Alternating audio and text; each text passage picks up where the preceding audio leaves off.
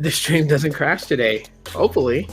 But I don't intend to be live that long. But yeah, nonetheless, just trying to grind it out. So as the title implies, you guys may have noticed that, what the title says in this live stream, and literally that's going to be today's focus topic for me, to kind of share some information with everybody out there who rock with me. And yeah. So a lot of restructuring I'm doing, and I know people are probably sick and tired of hearing me talk about restructuring things, but trust me, this isn't a good way, and it's just going to stay this way for some time. But recently, with some things going on personally in life, I got to make an attempt, whether I look stupid or foolish doing it. I got to make an attempt to help my daughter out. So I decided to focus on some of the things that I had that I really didn't take a look at. And it was kind of crazy because I was looking at it all last night. Like, I stayed up to like 3 a.m. So woke up at 9, basically only had like 6 hours of sleep. And I was looking at things, and like, when you're a YouTuber, you get access to certain things that allow you to basically make revenue on what you do on YouTube.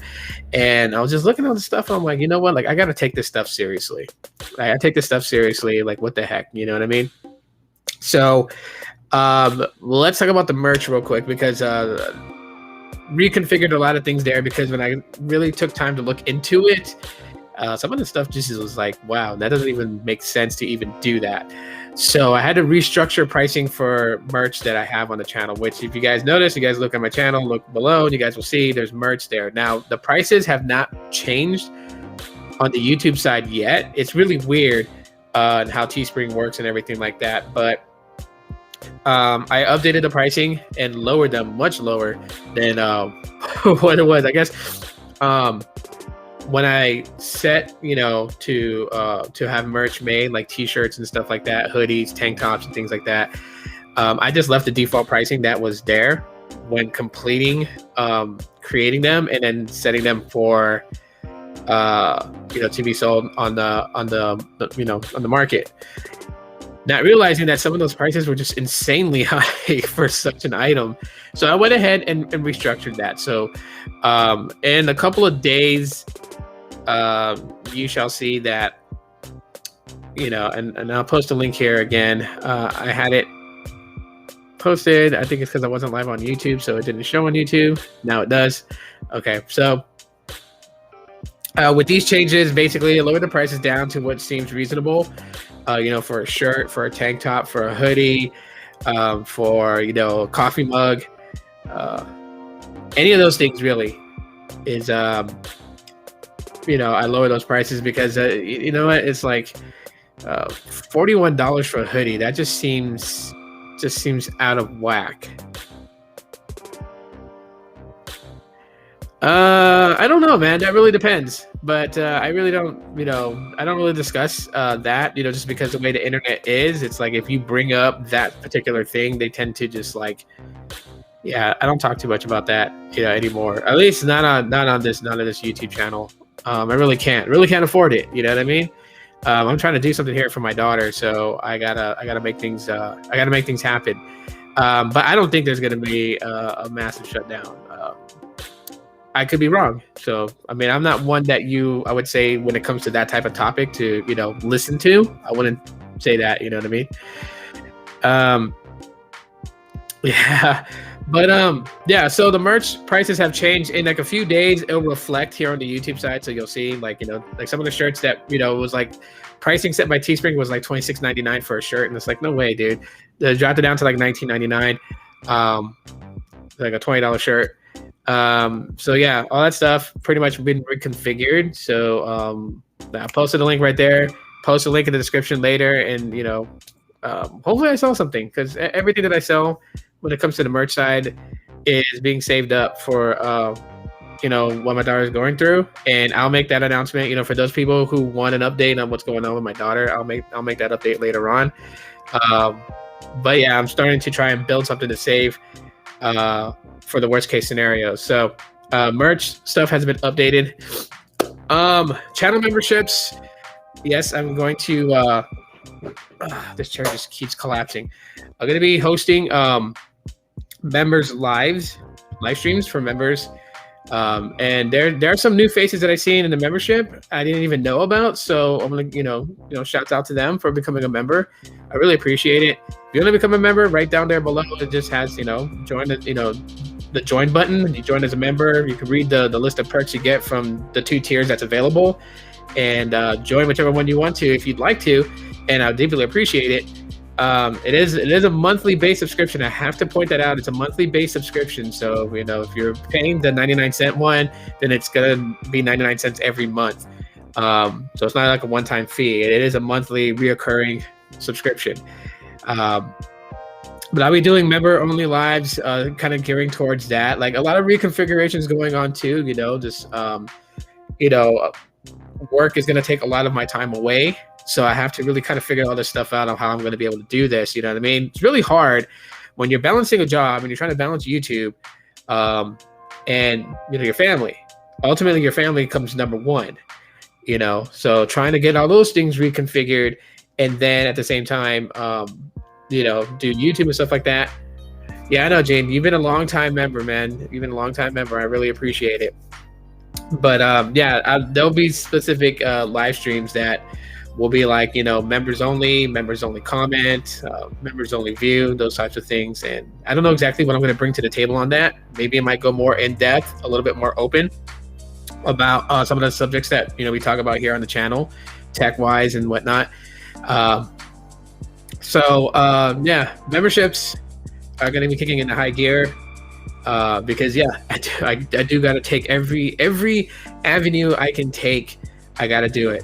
I don't care how people judge me or what people are going to say. You know what? Like, my daughter's life is really important to me. And so I'll act a damn fool to do what I got to do to try to help her out. So, I mean, those things are, being put into place. So all my ducks are lined up in a row. Upon that, I've been doing a lot of Stadia streaming on here, so we're gonna get to the gaming channel stuff, and then there'll be open discussion here. But you guys been noticing, like, I've been playing a lot of Streets of Rage 4 gaming live streams here on this channel or whatnot. But I know some people are not really interested into that. Yes, this is a varieties channel, and I could just opt to continue doing the gaming thing, but I am really trying to push my second channel to start climbing to as well.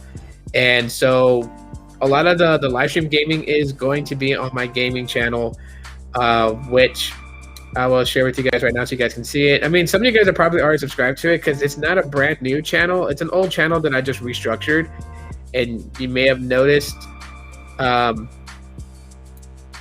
anyways, so let's see.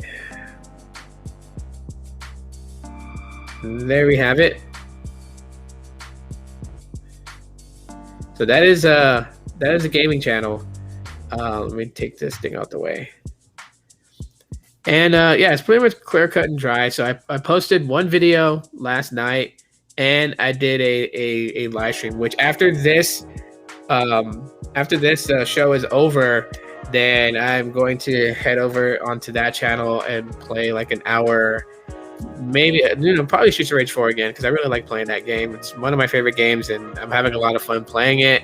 I've unlocked all characters for the game already, so right now I'm currently playing as Streets of Rage 3 Shiva, and I'm trying. I'm gonna end up beating the game because I think there's like 2 more stages left I gotta do, so I'll probably end up finishing that today. And so live game streams will be on that channel.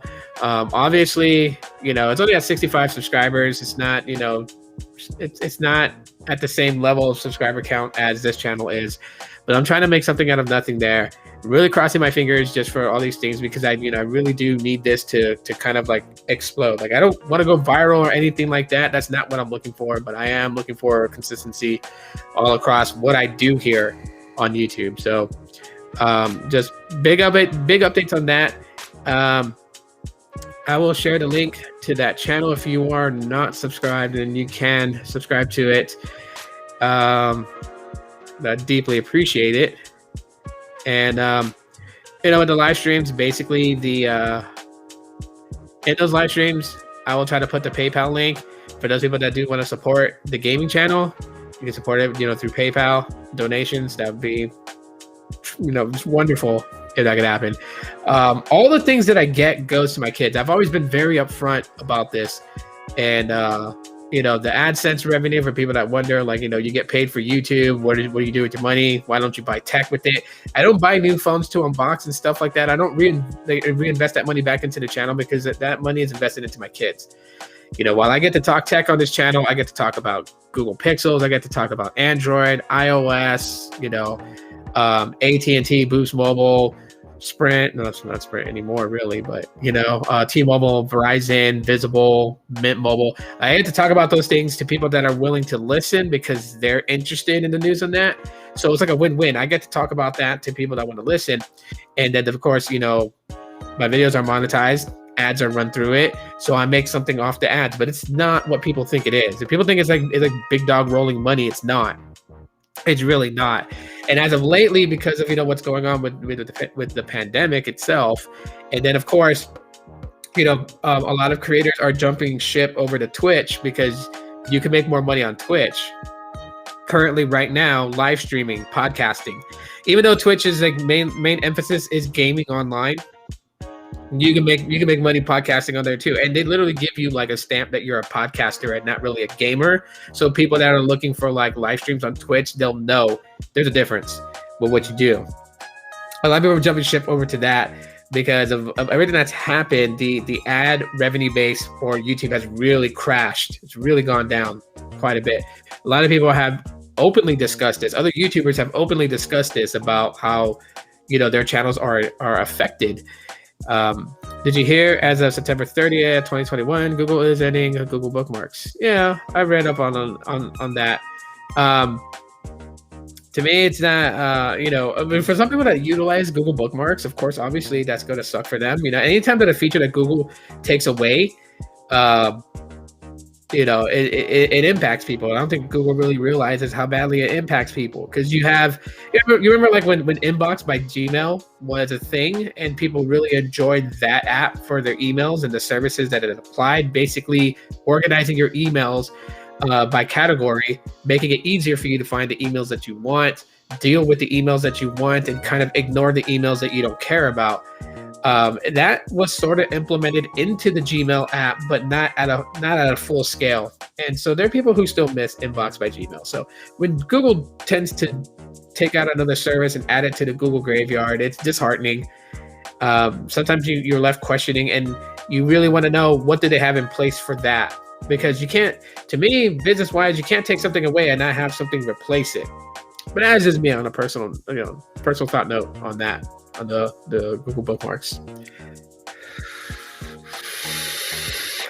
Anyways, where was I on? But yeah, with all things in general, really, I'm just trying to, take this to a different level, really kind of push forward, do what I can. You know what I mean?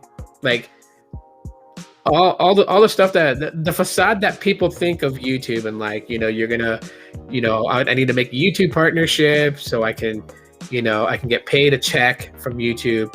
It's not as clear cut, dry, and easy as it is. As a matter of fact, most creators out there that are doing YouTube are not doing it full time. They are literally working a full 9-to-5 job and then coming and doing YouTube. So it's pretty hard as it is. It's very hard nowadays to be able to say, okay, you know what? Like, I'm going to invest solely into YouTube as my day-to-day job and do this. It's really, really hard. It's not easy. I mean, I can't fathom how someone could look at this and say, I'm going to do that, and it's super easy. It's not.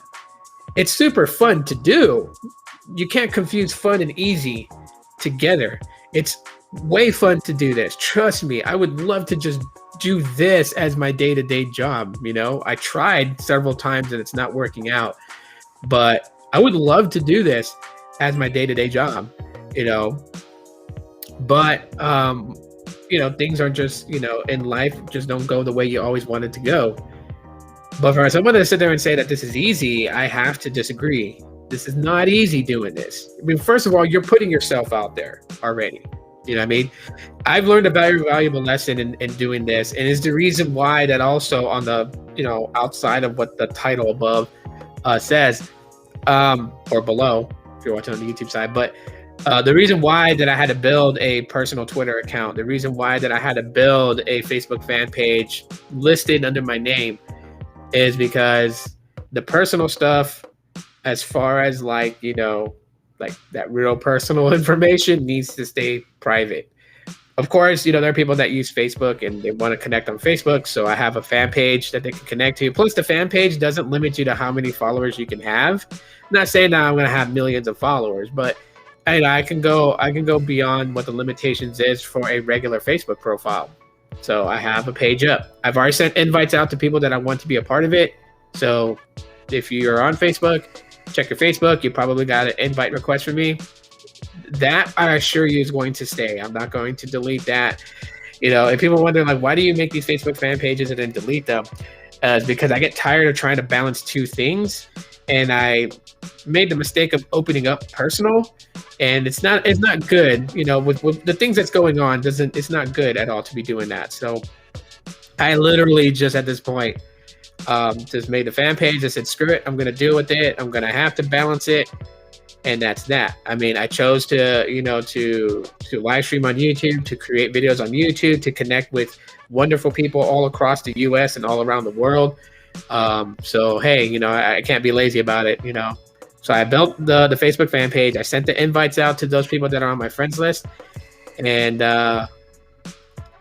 once they are on that fan page side, my personal profile on Facebook is going to start removing them off. And just basically my personal profile on Facebook is just going to go back to what it was before. Because originally the only reason I had that Facebook account was just to be able to connect with my dad, my sisters, my brother.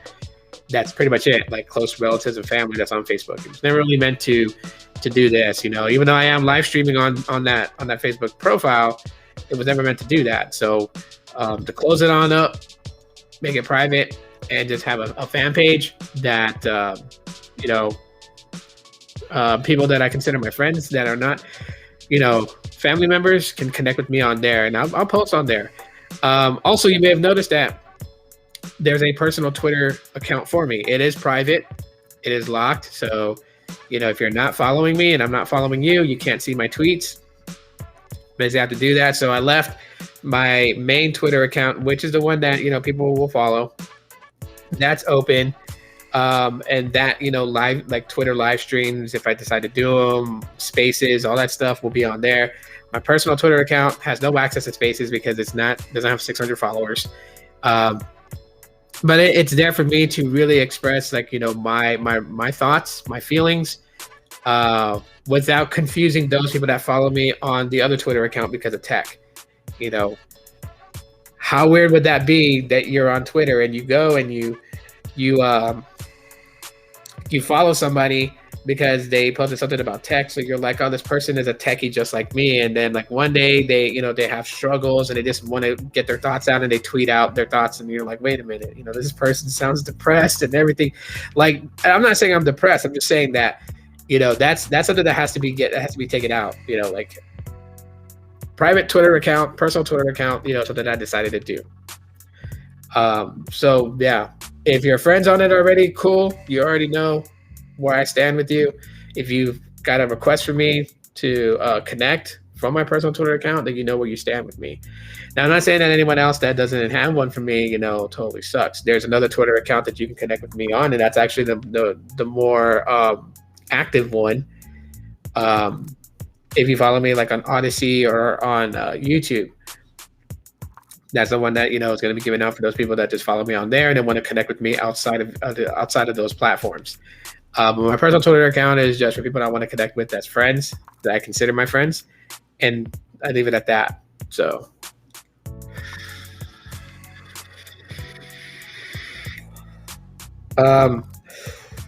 it's really hard for me to discuss these types of things. I discuss like the merch and the membership stuff, because it just, I don't know.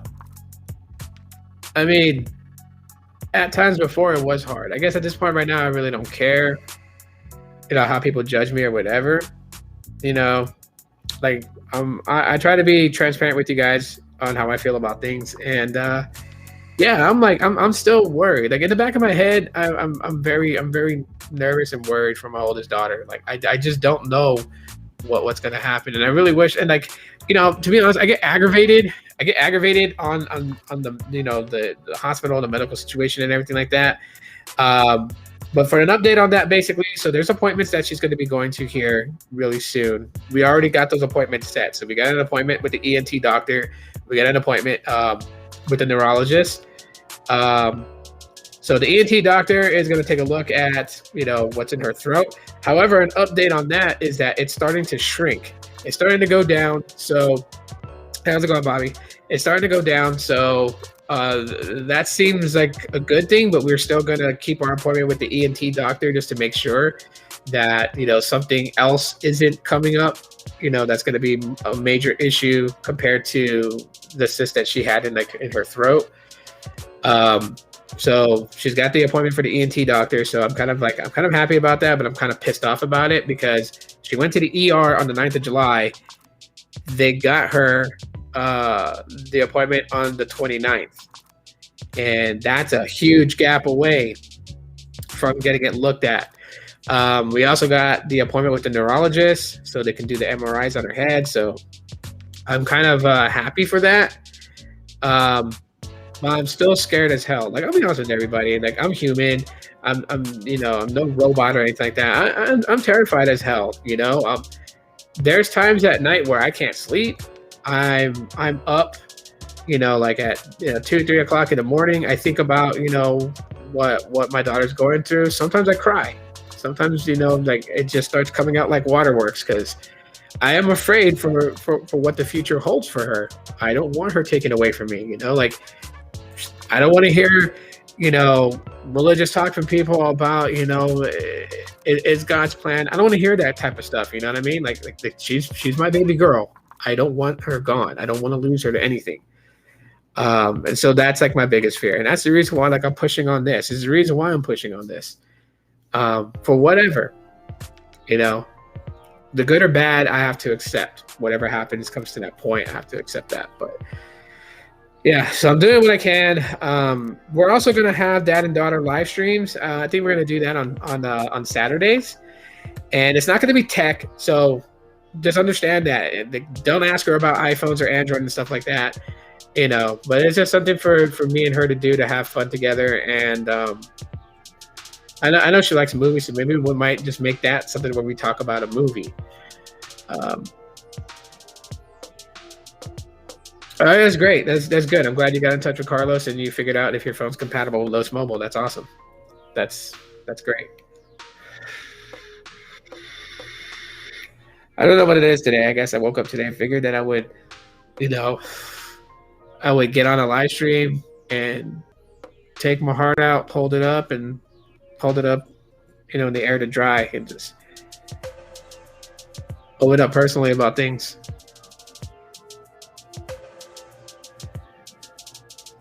But I'm scared. I'm hoping she'll be okay and she won't be taken away from you. Still praying for you and your family. I know, Gene. I really appreciate the prayers. I really do. For everyone that has been giving prayers and stuff like that, I really appreciate it. There's a lot of you. And it's still kind of overwhelming just how many of y'all have sent prayers. That's more than anything that anyone can ever ask for. That's great, man. I hope you enjoy Los Mobile, Bobby. I really do. I really hope you enjoy it. On a side note, too, you know what? Like, man, YouTube has just changed so dramatically from what it was before, and just how things are now. I find that to be just strange in some ways, and so.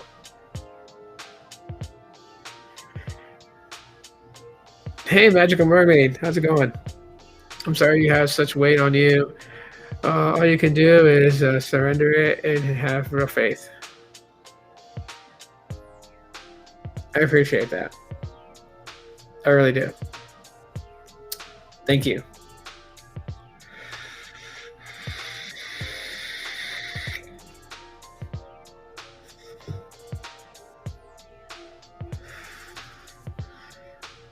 feel Google is ruining YouTube.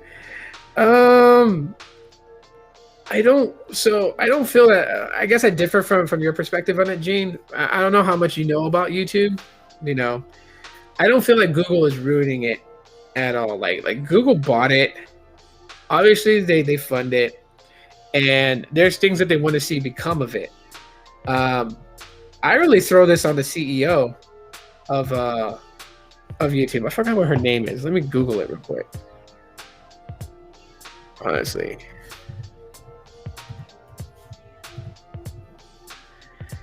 Oh, Susan. I don't know how to say her last name. Wait, Susan Wojcicki. That's how you say her name. Thank you, Google, for the breakdown of her pronunciation of her name. Susan Wojcicki. I blame her. Yeah, when she was tapped as CEO of YouTube, everything just fundamentally changed about it. She has this goal-driven idea of turning it into like a TV network that will compete with like, HBO and all that stuff. And so, yeah. Well, it's not Google. It's Susan. It's the CEO. Kind of like, how Sweaty Armpits Eugene, he kind of, he's kind of ruining T-Mobile right now. As the way I feel that Susan does it. Now, I know he's probably going to get flagged by the algorithm. He said the CEO's name. But when she started implementing all these ideas on YouTube about, pushing the main creators with millions of followers, and not even the tech side, we're talking about like, the PewDiePies, the Tim Delgados, all those guys that, obviously, yes, they rake in money for YouTube with the advertisement deals they have with different corporations and whatnot. But, trying to turn it into that and totally abandoning the smaller creators really has changed the atmosphere of YouTube. I've said this before. I've talked about this before.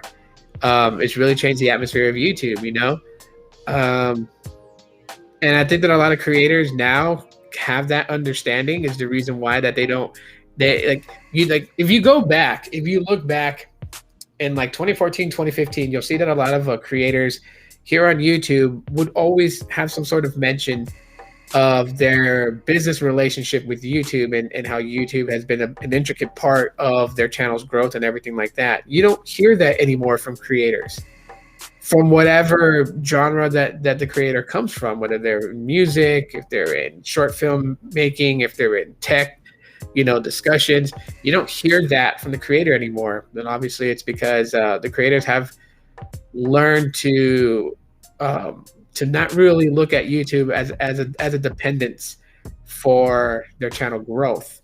Everyone's doing it on their own, which I guess you could say is a blessing in disguise, because then it helps creators pretty much understand how to market themselves in a much better way without depending on heavy corporations to hold that weight of it.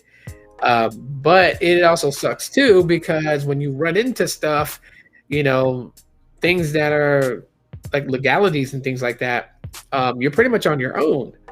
Like you would have to go and find and lawyer up and find yourself, legal counsel, compared to as back then they used to have a liaison that would work with creators and help them understand things like Fair Use Act and all this other stuff. We don't have that access anymore. If there is access to it, it's not widely open given where you can just easily find it. It's not like a tab into YouTube Studios that you can just submit, a question and get answers fed back to you from YouTube execs or the YouTube legal team. You just can't. So that's what's changed quite a bit. We make do with what we have. And that's a tough spot. In their defense, I think it's a constant struggle to maintain the beast, which is possibly still growing. Yeah, I see your point of view on that. You know what I mean? And I don't know. So while I am actively pitching Odyssey, since I am on Odyssey now too as well, I also have that same fear, because nothing lasts forever. You know what I mean? Do I need to call Los Mobile 611 when I need to turn on hotspot? That's something you gotta ask Carlos, dude. I don't work for Los Mobile. I don't work for Los Mobile. I don't have anything to do with their inner workings, their systems and stuff that they use. I have no ties in that. The only thing I ever did was do a live stream telling people what Los Mobile is, and yeah, basically what I do is review. So if you have questions about Los Mobile, like how to deal with certain things or whatever, I would say the same way you contacted Carlos, contact him and ask him questions. These are questions you got to ask Carlos. All right. He's the owner of Los Mobile. That's his business. That's, he created that MVNO for the people because he knows what people really want compared to, the main corporates. He knows what they want. So he built, a company out of scratch with the consumer in mind. So any questions that you have? No, I doubt it. Whatever this Leo person is you're talking about, Bobby, I doubt it. If he's working at a Verizon store, I don't know. Because I don't even know how you met this Leo person. If you just walked into a Verizon store and you met him, that's fine. But yeah.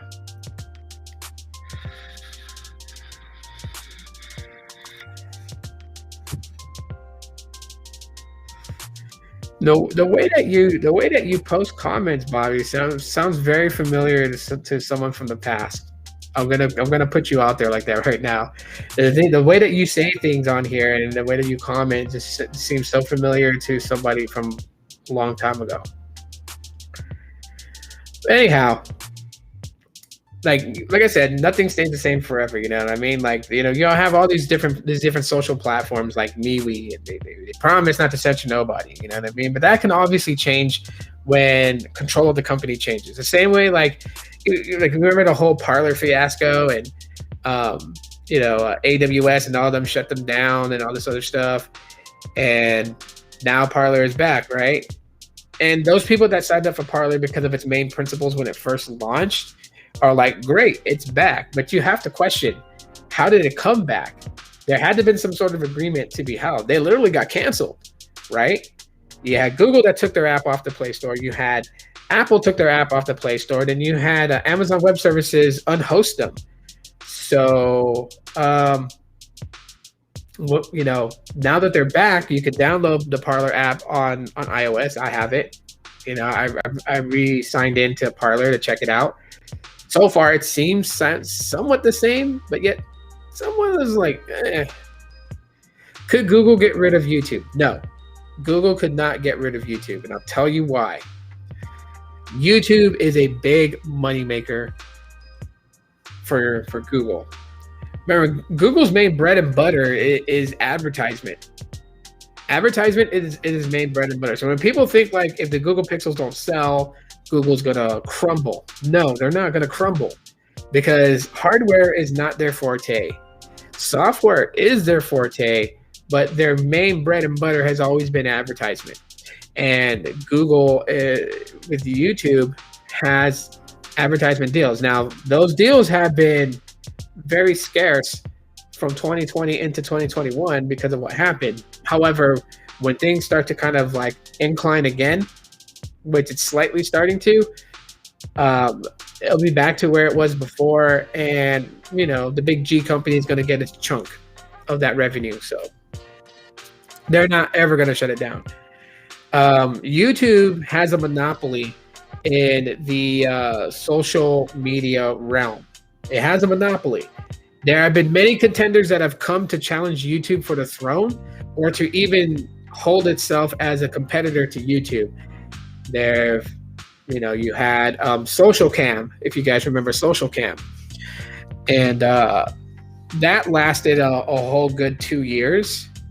At least from what I know. I think Social Cam was around longer before I even discovered it, but it only lasted a whole 2 years. And that's because idiotic, stupid people started uploading very, very disgusting videos on Social Cam. And even with a company buying the rights to Social Cam and taking over the platform, it was too late. The damage was done. And it was really, really bad. Social Cam, I liked Social Cam for the way it pitched, the feel that it gave. was good.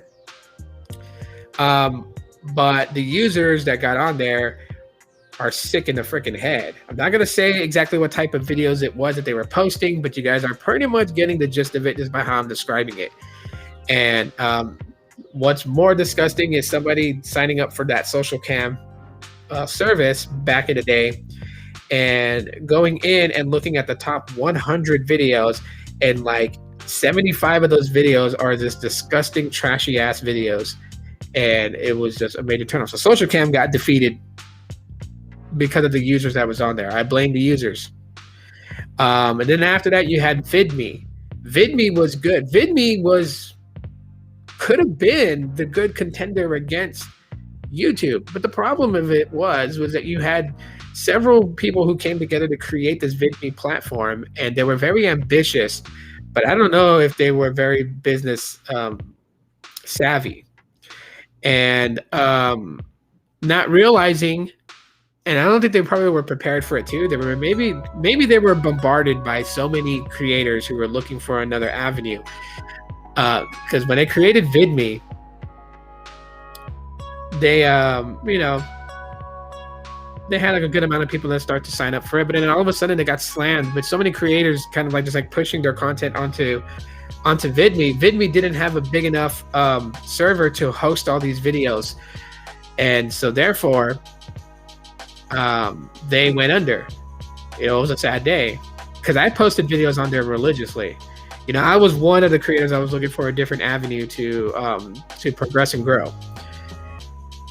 So you have other ones like I think it's like Vimeo or something like that, or there's some other video hosting platforms, and they're holding well, but they don't have the pull and reach like YouTube does. So now we have Odyssey.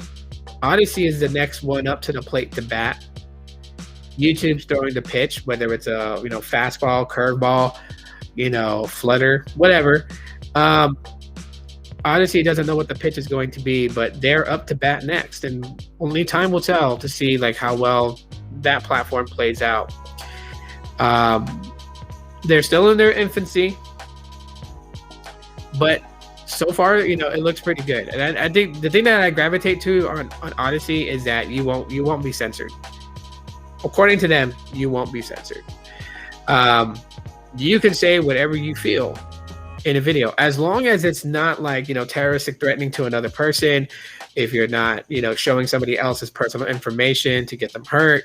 If you're not showing, inappropriate videos. I mean, there are still rules to Odyssey, so it doesn't mean you can go on there and just show anything. But like, if you have an opinion about tech, an opinion about religion, an opinion about politics, an opinion about whatever, world news, current events, whatnot, whatever side of the spectrum that you're on, Odyssey is not going to shadow ban you like YouTube does. YouTube does this. YouTube will do this. This is the reason why that I don't really talk politics with people on here anymore, is because I had to get out of a slump. YouTube will shadow ban you, especially if you are against the point of views that the corporate execs of YouTube believe in. So if you're on the opposition side, yeah, they don't have to delete your account because they don't want you to make a ruckus about it, but they can withhold your videos and your live streams from being caught by new viewers.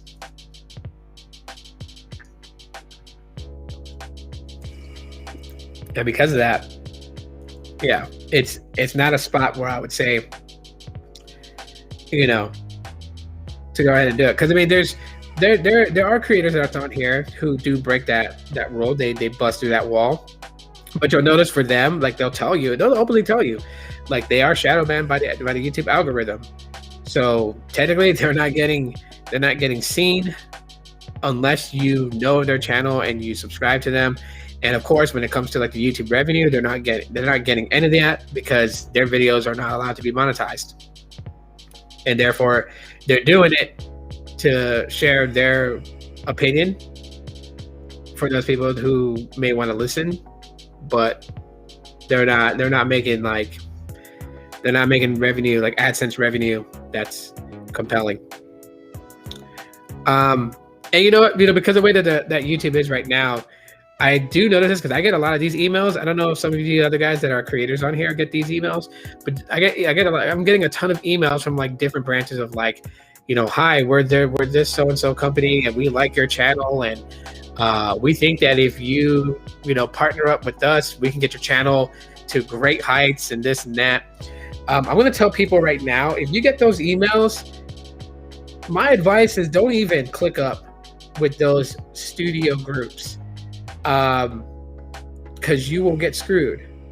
There are a lot of people who have tried it and have gone through hell to get control of their channel back, because literally that's what you're doing. If you don't understand what's happening, like if like let's say Happy Go Lucky Studios wants you to partner up with them, they want you to sign up with them, they'll help boost your revenue and everything like that, they'll help you grow to new heights.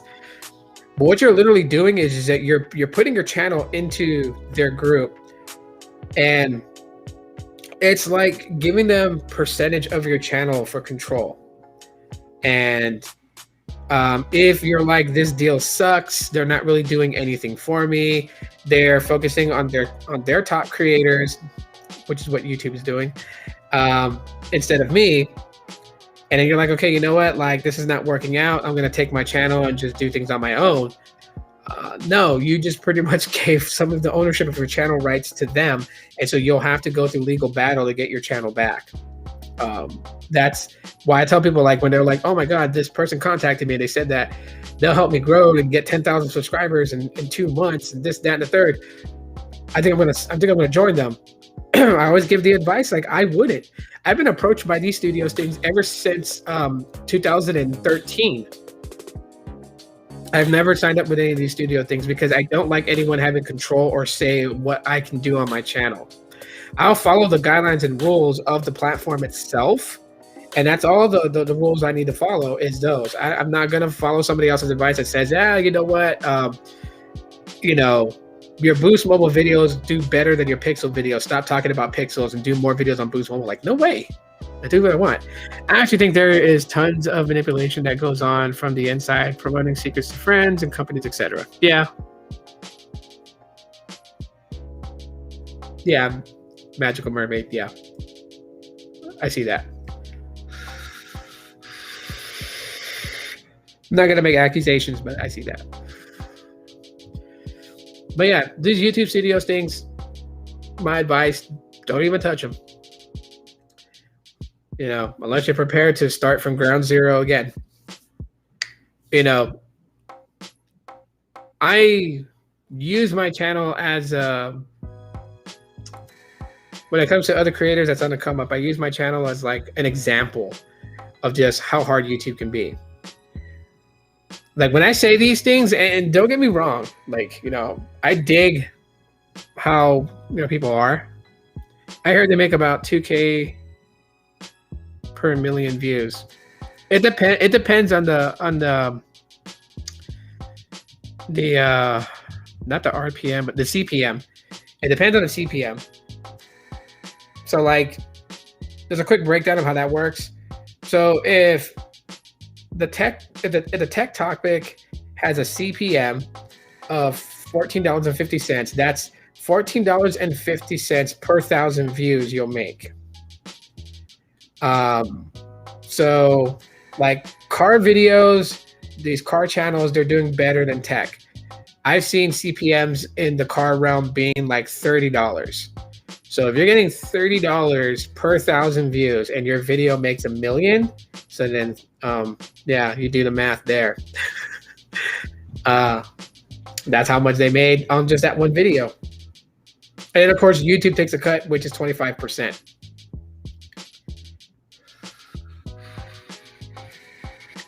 Yeah, it's very hard. As I tell people, like, I know I'm not the most charismatic person. Maybe my voice annoys people. Maybe the way I look just, doesn't appeal to somebody to say, I'm going to religiously follow this YouTube channel and watch every video.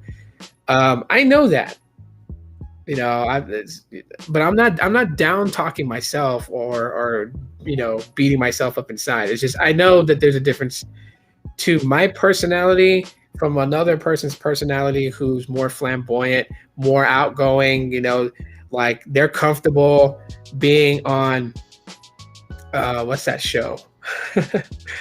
TMZ, being seen in a public place at a club, popping bottles and drowning themselves in champagne and stuff like, and they're YouTubers, right? And I don't do that. I can't do that. I don't see myself doing that. And I'm not saying there's nothing wrong with them living up their life. I mean, if they're very successful on YouTube and they can go out there and get brand deals and, get sponsors and go and rent a freaking Maserati for a night in Miami Beach and go to a club and pop bottles and get drunk and act a fool. That's them. They want to burn their money that way. Like, who are we to judge them on how they burn their money? Let that person do what they want to do. But ultimately, they suffer the consequences in that in the end. But I'm not that type of person that would do that. Like I've always said, and I've said this in past live streams, and I absolutely mean it. If I got lucky and hit the lottery, I would help my family. Above all, I would help my family and set them up for life. But then I would also help people that needed the help. I mean, genuinely needed the help. I don't when someone says that they're willing to help you and they have the resources to do it, a lot of people cry a river to get that, to get the help that maybe that somebody else absolutely needed and they didn't absolutely need it. And there would be ways to cipher through all that, but I would absolutely I think I made my babe laugh one time. I told her, I was like, if we hit the lottery in Arizona and got $467 million, I'm not going to fight with the state and the government with the taxes they want to take out of it, which usually would be about half. So I'd end up walking away from a $467 million lottery winning. I'd probably walk away with $198 million or $200 million, let's say. But even with that, if I set my family up for life, you know what I mean? Like take care of my family's debt to get them out of debt, to build their credit back up, and then also, pay off things that, they're paying on. So that way they're no longer having to make payments on it. Maybe open up a couple of businesses like a restaurant, some other stuff. I told her, I was like, I'm going to find a homeless person. I'm going to find a homeless person, maybe a homeless family. And I'm going to go and I'm going to rent them an apartment for 2 years for a place for them to live. I'm going to take them to buy clothes. So they got new clothes. They want to get a haircut, get shaved, get hairstyled, groomed, take them to do that. Like I would take them to do all those things. And then after I'm done and they're set, put a little money in a bank account for them to have to kind of hold them on until, their first paycheck from their job or whatever they get starts to kick in. And even, maybe I'll put 10 grand in the bank for them. So, they got a good foundation to float on while they're working and making money. Shake their hand and walk away. Not ask for a thing in return. I wouldn't even document it for anything. Nobody on Facebook, YouTube, or anything would know about this because it's not for show. But I would do that for somebody. Of course, those that think like me don't really hit those types of lucks. You know what I mean? That's just the way the cookie crumbles. The way the world turns that way. A good-hearted person doesn't always find the pot of gold at the end of the rainbow. But they do say that, nice guys finish last. So who knows? Maybe when it comes towards, my time being done, maybe I might hit the lottery. Who knows? I know a McDonald's maintenance guy who won the lottery years ago, but it was only $8 million after taxes. Yeah. And if you play your cards right, you can make $8 million work for you. You know what I mean? Like even if I hit the lottery and I walked away with just $8 million only, right? I would probably invest $500 of that into cryptocurrency and in growth.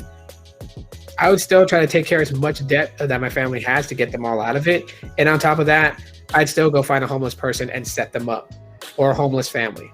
More than likely, I would look for a homeless family. I would look for a family that has to live in a shelter with their kids because it's really hard, and I know what that's like. I know what it's like losing your home with kids and the fear that it has. I am human. If no one has figured that out yet, I am human. I have gone, and I'm not, trust me. I love my dad. I love him very much. I love my mom. I love her very much. And, they weren't born into wealth, and neither was I. So I deal with the day-to-day monotony of what someone has to deal with. I've lost a home with having, kids and struggling and having to live with, family members and cram up in a small room just to save enough money to find a new place to live. I've dealt with things like that. I've dealt losing a car. I've dealt having to walk a shopping cart full of groceries back to a place that I live at because I didn't have a car to haul this stuff home. You know what I mean? The struggle is real. I mean, try to imagine going to Walmart and doing your food shopping and leaving Walmart with like 16 to 20 bags of groceries, getting on a public transportation rail system and having to ride that bad boy halfway around the city to get to your neighborhood where you get off to catch a city bus and haul all that stuff plus 4 kids onto a city bus to get to your neighborhood, to get off, to walk 5 blocks to your house just to bring groceries home. That is crazy, but I've done it. I've done it.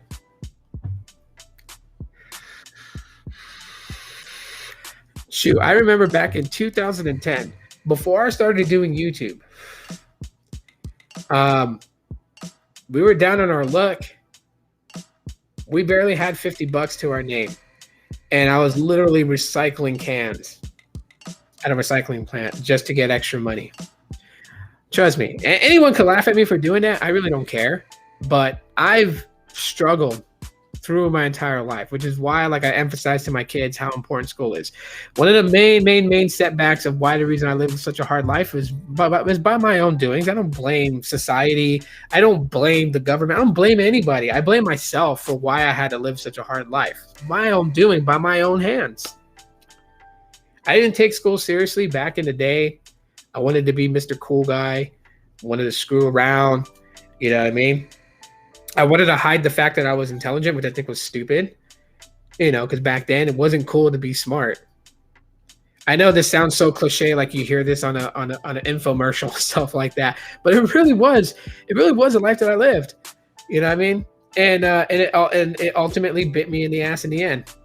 And so I look at what could have been if I just stuck to my studies, if I just tried, if I just allowed my intelligence to show.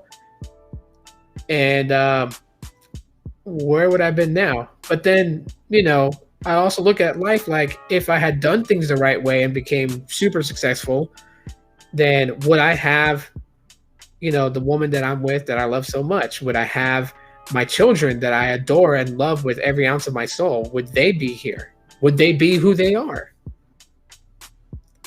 And honestly, I wouldn't trade it. I wouldn't go back and change anything of it. I'll just eat it, live the hard life, and eat it. Trust me, today it's no different. I'm not as successful as my friends are that are on this platform. I'm not. Yeah, I still deal with bills. I still sometimes have to try and scratch up something to pay a bill or something like that. I still deal with that. I don't look to this as a thing of like, hey, feel sorry for me and help out in any way, blah blah blah blah. Like, no, I don't. Because anything that I make off of YouTube goes to my kids. It's the only sure way that I'm able to reward them for all the good things that they do. It allows me to do that. They do their chores every day, clean up after themselves. They during school they do their homework, they get stuff done. Then what I make from YouTube allows me to say, hey guys, you wanted that new My Little Pony, let's go get it today. You wanted to go to the water park, let's go. It allows me to give them something. Because it's really hard to tell your child no. Like you can tell them no so they're not spoiled, but it's hard to tell them no when they've earned what they're asking for. And if you don't have the money to give it to them, it's hard to say no to that. I know that I was for my dad. I mean, my dad was okay. My dad, he did years in the military, so he was okay. So when he said no, it's because I didn't earn it. I didn't deserve it. So let me see. I would love $8 million. Yeah, Gene, wouldn't we all? If I got rich, I would buy a land and create an RV camp for artists. It's nice. I've done that several times. I don't drive.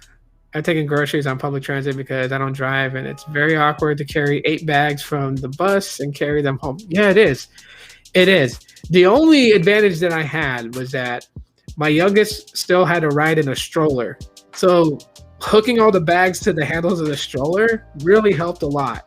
But yeah, I mean, if anyone doesn't think I'm human, trust me, I'm human.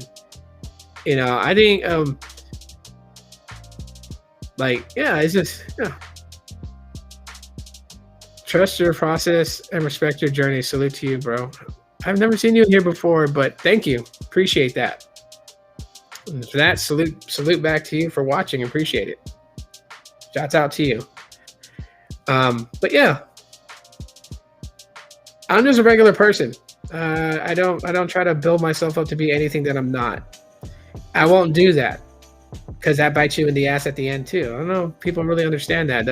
Try to tell people sometimes, like don't fake it till you make it, because if you do the fake it till you make it routine, you may get caught before you even make it, and that's gonna totally tarnish you. You know what I mean? Like, I'm okay with being upfront with everybody about it. I'm not worried what people will say, those that would take an opportunity like this to attack somebody and make fun of them or whatever. That's not in my mind, in the back of my head, that I'm worried about. I don't care. I've stopped caring about what people thought of me at the age of 27. So, man, that was years ago. That was like 11 years ago. As I'm 38, I'm going to be 39. It's about 12 years ago. I'm going to be 39 next month. The only thing that really concerns me is that, I get to come on here and chit chat with people, have good conversation, because that's always good. I mean, I live in a city where I don't have a lot of physical friends here. I've said this before. I have people that I know of. I would say there were friends, a couple of them, like my friend Donovan, who streams on here. Squids Gaming is his channel. He and I work together at the Sprint Retention Center. So, and he's a really cool dude. Of course, I don't ever really have time to go and hang out with him. And I would love to, because, he's always invited me to come over to his place and bring my Stadia controller, and we would just like play games all day or whatever, and hang out and talk and kick it or whatever. But I just don't really have the time to do it. Like, when I do have free time, it's when I can tell my kids, let's go to the splash pad, let's go to the pool, let's go bowling. You know what I mean? I will be 51 in 2 months. Awesome. Regardless of age, don't give up. Don't give up youth. Wait, let me get back to this one right here. There are big stars who will never get an Oscar nomination, acting winners who are not necessarily famous. Success can be defined in different ways. That's true. That's a very good statement. That's very true.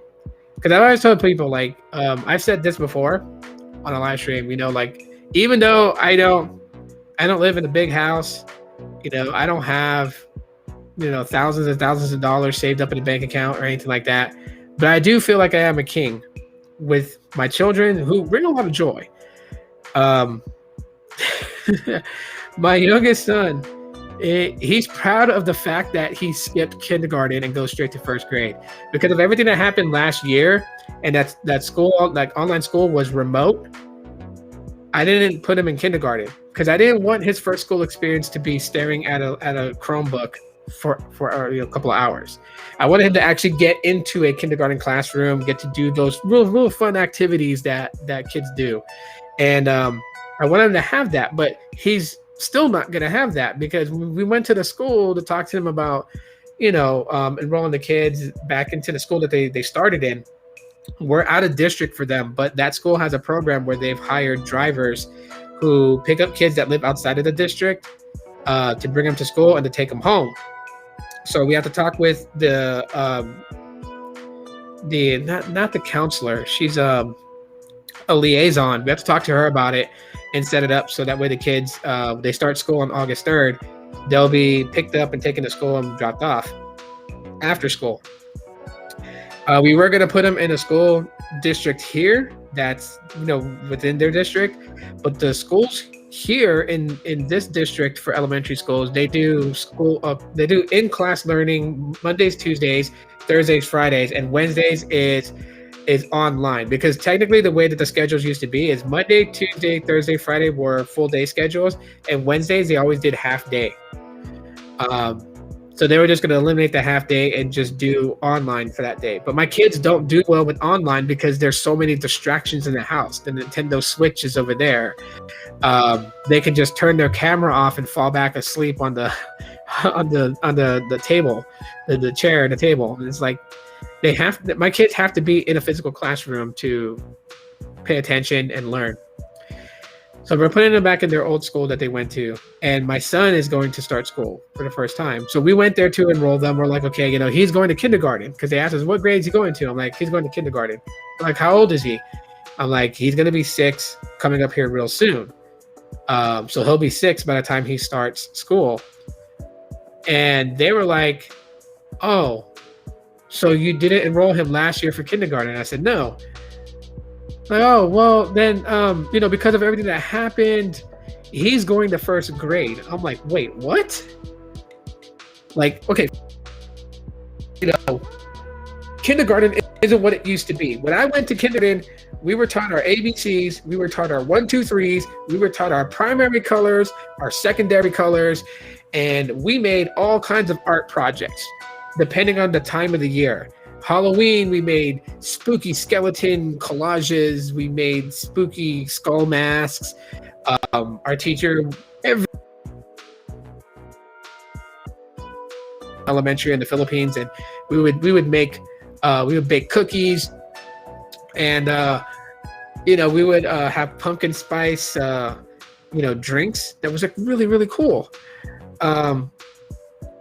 And when my daughters went to kindergarten, the school informed us when they come to school, they have to know all their ABCs. They have to legibly be able to write their name. They had to already be able to add and subtract 1-digit numbers. And I was like, wait a minute, I learned all that in kindergarten into first grade.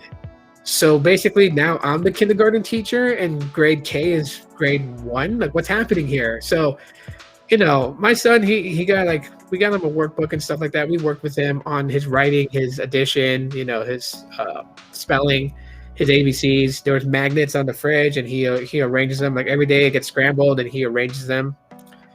So he's pretty sharp. His sisters help him out too, with what they've learned. They try to teach him what they've learned. So it's so cute when my daughter Destiny does it, because she acts like a teacher, and she has him sit down and pay attention to her little whiteboard that she draws on, and she'll like do stuff and show him, like, this is how you add this to this. It's like, it's so cool.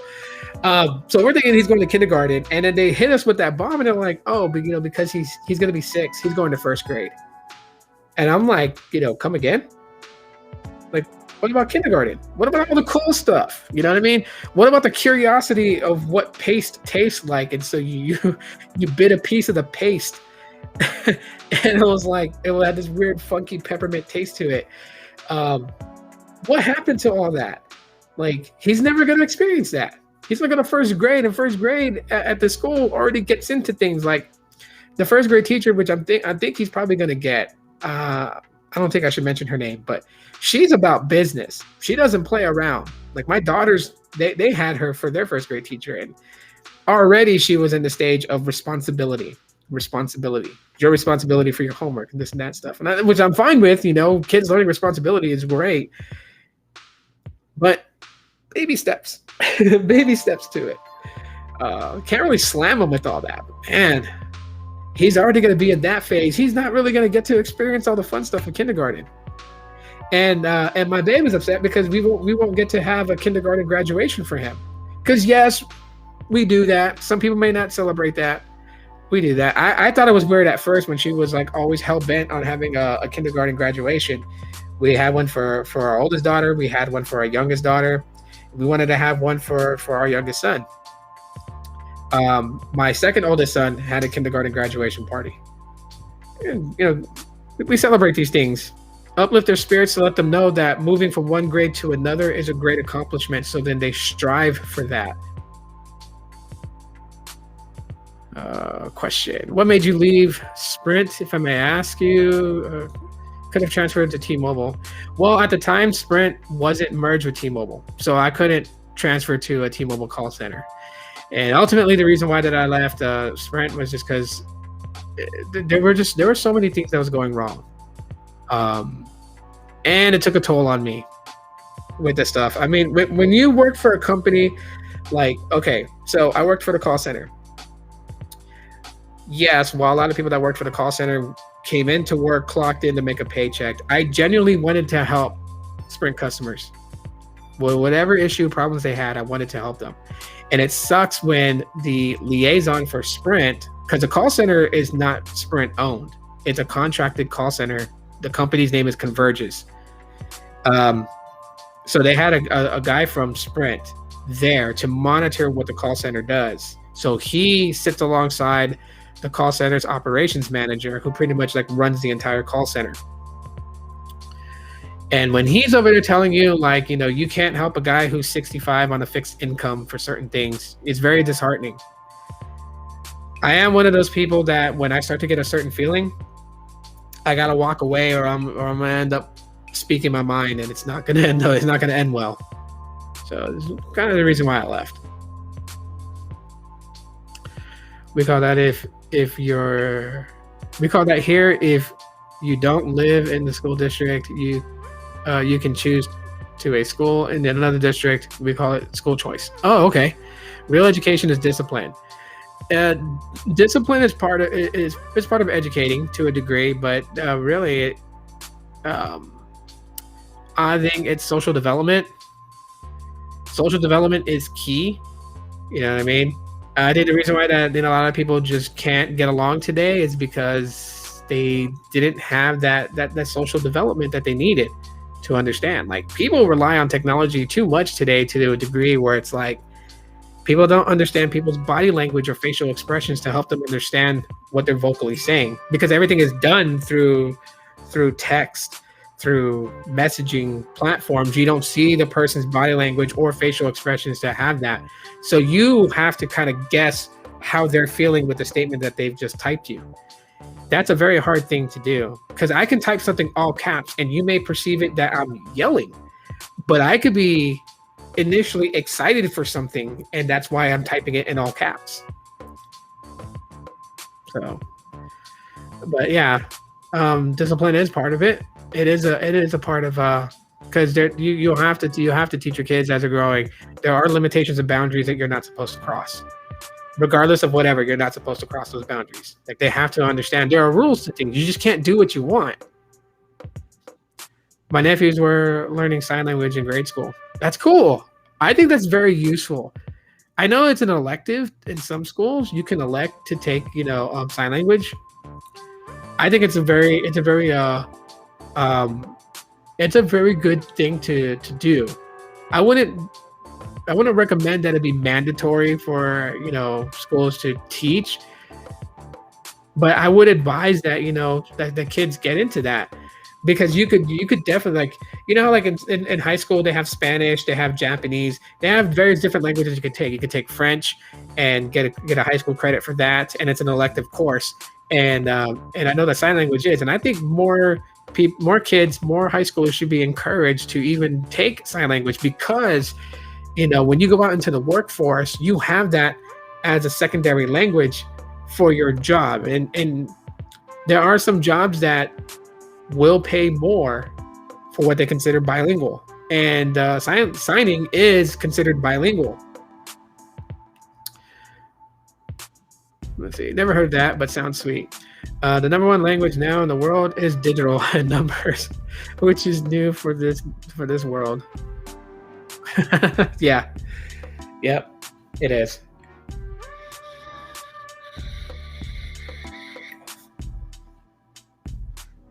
It very so much is. But anyways, I'm gonna jam out of here. Take care of a few things here. I will go live on the gaming channel. Let me see. I believe this is it.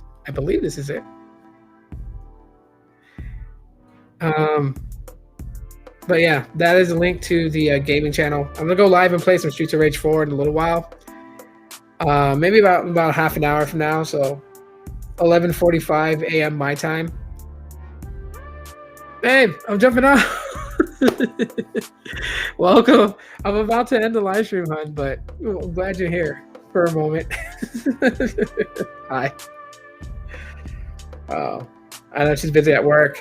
All this stuff that's happening at her job too. So shouts out to Angelica. All the stuff that she's got to deal with because the ASU campus is opening back up. So a lot of employees are being called to go to orientation to come back to work. So they have, and it's strange. They have to call people and be like, you know, are you coming back for this semester to work? So she's got to do all that. Since she's a supervisor, she's got to handle all that. So it's probably why she didn't come in till now. She probably had a ton of things she had to do. Probably a team meeting with all her employees. So anyways, guys, I'm a jam out of here. About half an hour, I'll be on the gaming channel playing Streets of Rage 4. You're welcome to come through and chit chat if you guys want to some more. It's open discussions there. We don't have to talk about the game. I just play the game and talk. That's really what I do. Other than that, I'll see you guys tomorrow with another one. Law.